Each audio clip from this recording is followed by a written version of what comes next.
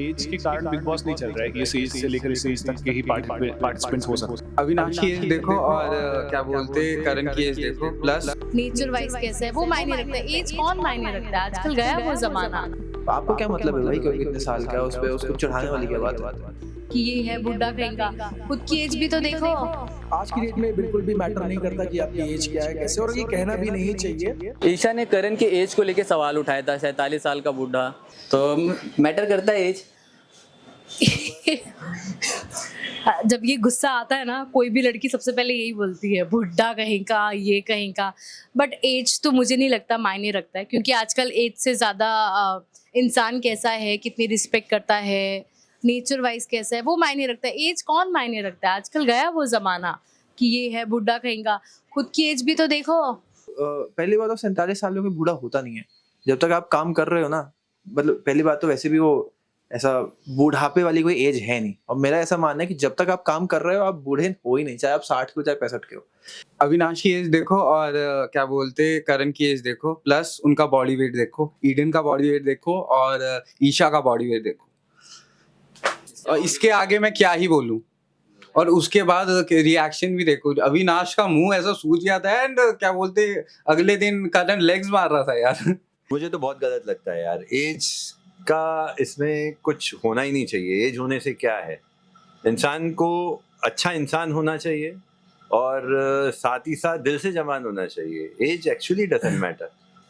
Actually मुझे ऐसा लगता है कि आज की डेट में इनफैक्ट जो आज की जनरेशन है वो तो ये बिल्कुल भी फॉलो नहीं करती।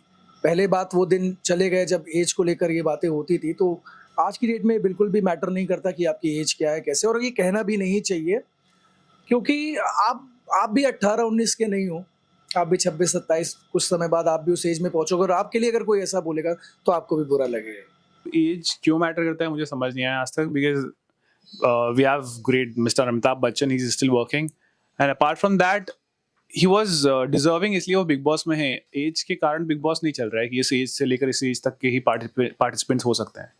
तो मैक्सिमम जो आज सुपर स्टार्स हैं, बड़े स्टार्स हैं, वो सब 40 अबव है और लोग उनको उतना पसंद करते हैं। अब वो टाइम चला गया कि जब 22-23 का हीरो आता था, 25 का हीरो आता था, उसको इंडस्ट्री में बड़ा उठाया जाता था।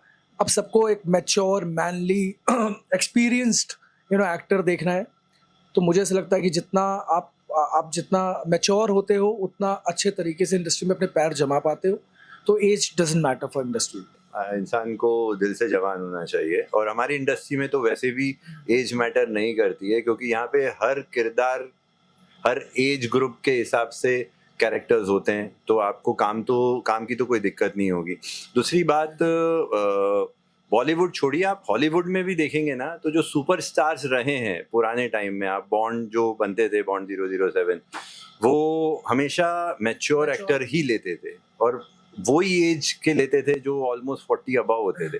तो सुपरस्टार्स जितने भी रहे हैं वो हमेशा 40 अबव रहे हैं, तो ये बहुत अच्छी बात है। ऋतिक रोशन को देखिए 51, कोई भी यंगस्टर्स को मैच कर सकता है आज की डेट में, नहीं कर सकता। नहीं, all the mature people actually वही लोग सुपरस्टार हैं। आप देखो ना, सारे शाहरुख, ऋतिक, सलमान भाई, everybody, all these are still superstar.